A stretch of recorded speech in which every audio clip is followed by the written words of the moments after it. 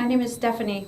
On May 14th at 11 a.m., I was on a Zoom with the group I've been in for years called Erase.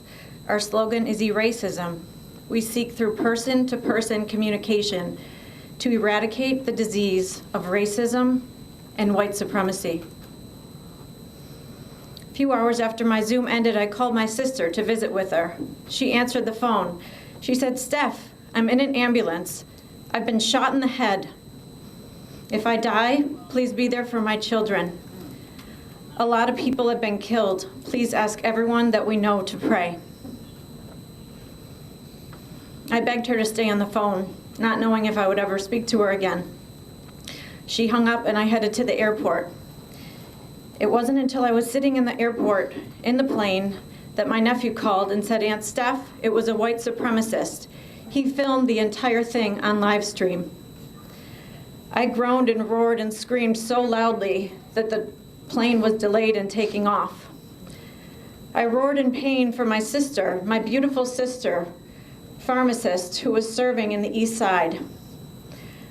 I never knew if I would see her again. I roared also in pain for my brothers and sisters who do not look like me or like the defendant. I roared in pain because he bought into the lies of this country that somehow, because of the amount of the chemical in our skin, we are superior. We were not even the first ones here in the U.S. Okay?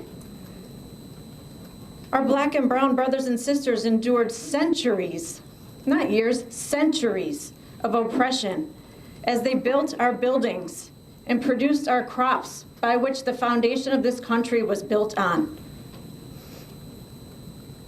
They continue to endure oppression. Even the Harvard lawyer is mistaken continually in the courtroom for the defendant and not the lawyer. They continue to endure microaggressions. They continue to have their families gunned down simply because of the color of their skin. You heard some of the family members today reading from the Bible, offering forgiveness, offering peace, showing the beauty of their hearts. Yes, you also saw the fury.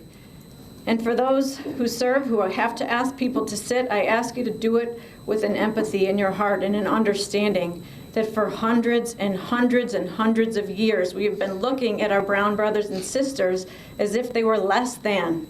They are not less than. They deserve our respect. They deserve our radical empathy.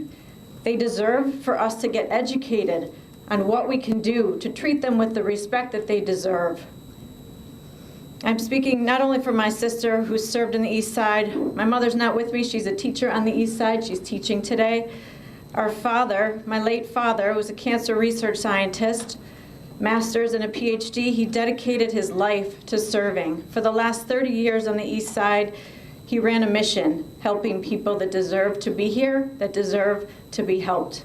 So I ask you, Judge, I wish you could promise that the defendant would never have access to social media for the time that he's alive. I know that's not practical, but I would ask you, the defendant, please consider the possibility that you were wrong and that we are stronger together. Diversity makes us beautiful. If every color in the palette was the same color, we would have no beauty in anything in this world. Diversity in the body makes us strong. If every finger was a pinky, we couldn't do anything. We are stronger together. A house divided cannot stand. Thank you. Thank you.